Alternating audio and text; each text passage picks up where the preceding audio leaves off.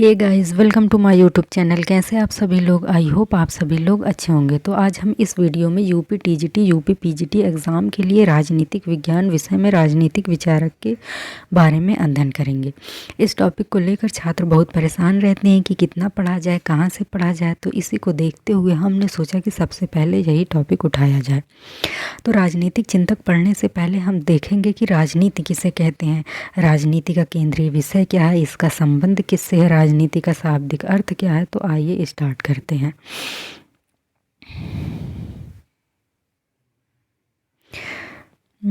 राजनीति दो शब्दों राज्य और नीति से मिलकर बना है।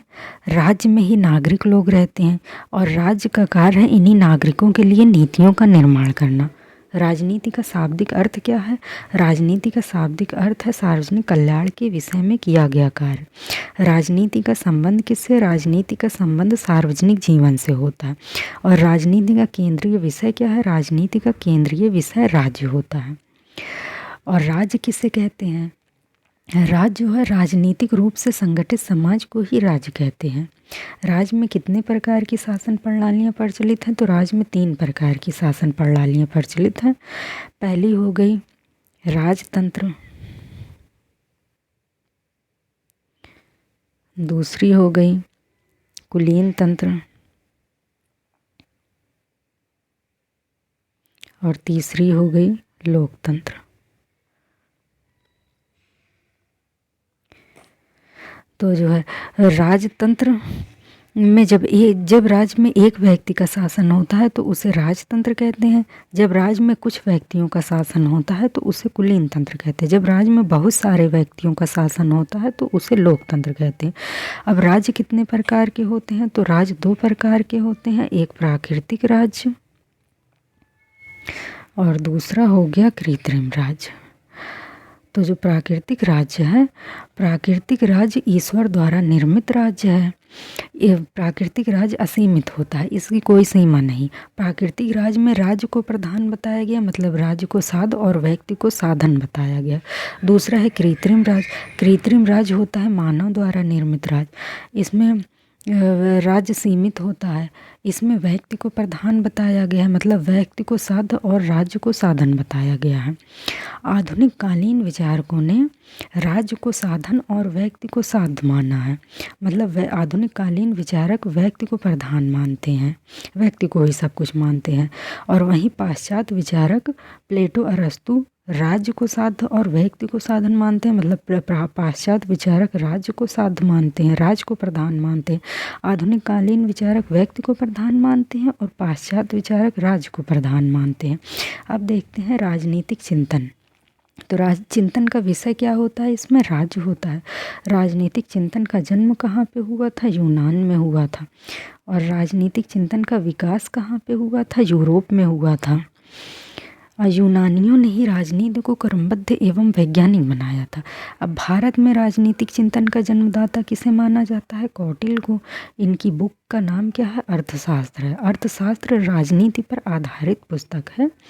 इसमें किसका वर्णन किया गया है? दंड नीति का वर्णन किया गया है। और अर्थशास्त्र की विषय वस्तु है इतिहास। अब जो है राज्य जो है क्या है? राज्य सब समाज की पहचान होती है और राज्य का कार्य क्या है? नियमों और कानूनों का संचालन करता है राज्य। सबसे पहले अब देखते हैं सबसे पहले कौन सा राज था? तो सबसे पहले कबीला राज था। फिर उसके बाद आया प्राच्य साम्राज्य। फिर उसके बाद आया यूनानी नगर राज। यूनानी नगर राज में ही राजनीतिक चिंतन का जन्म हुआ। फिर आया रोमन साम्राज्य। फिर उसके बाद आया सामंती राज। फिर आया राष्ट्र राज। राष्ट्र राज की शुरुआत 16वीं शताब्दी में हुई और यहीं से आधुनिक काल की शुरुआत हुई। अब देखते हैं कि राजनीतिक के चिंतन कितने प्रकार का है। तो राजनीतिक चिंतन 3 प्रकार का है। एक प्राचीन कालीन राजनीतिक चिंतन, दूसरा मध्यकालीन राजनीतिक चिंतन और तीसरा आधुनिक कालीन राजनीतिक चिंतन। प्राचीन कालीन राजनीतिक चिंतन जो है प्रारंभ से लेकर 6वीं शताब्दी तक चला। इसका दृष्टिकोण आदर्शवादी और नैतिकतावादी था। प्राचीन कालीन चिंतन में राज्य और व्यक्ति के बीच सावयवी संबंध को बताया गया है। सावयवी संबंध मतलब अंगी और अंग का संबंध।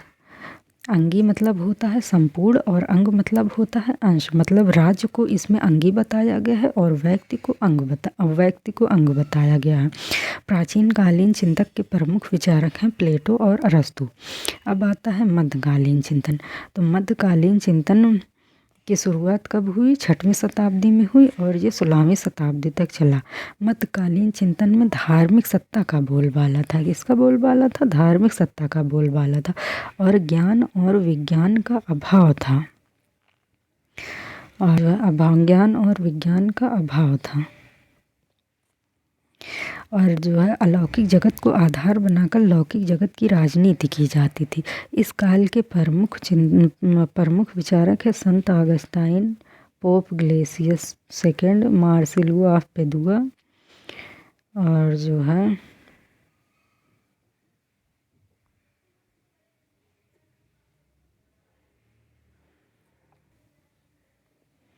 और टॉमस एक्विनास। फिर जो है मध्यकालीन चिंतन में कोई विशेष राजनीतिक चिंतन नहीं हुआ। उसके बाद आता है आधुनिक कालीन चिंतन। तो आधुनिक कालीन चिंतन की शुरुआत हुई 16वीं शताब्दी में और ये अब तक चल रहा है। आधुनिक कालीन चिंतन में व्यक्ति को प्रधान बताया गया है। जहाँ प्राचीन कालीन चिंतन में राज्य को प्रधान बताया गया, वहीं आधुनिक कालीन चिंतन में व्यक्ति को प्रधान बताया गया। मतलब व्यक्ति को केंद्र बनाकर ही चिंतन किया जाता था। इस काल के प्रमुख विचारक हैं Machiavelli, Hobbes, Locke, Rousseau, Bentham Mill, Green, marks.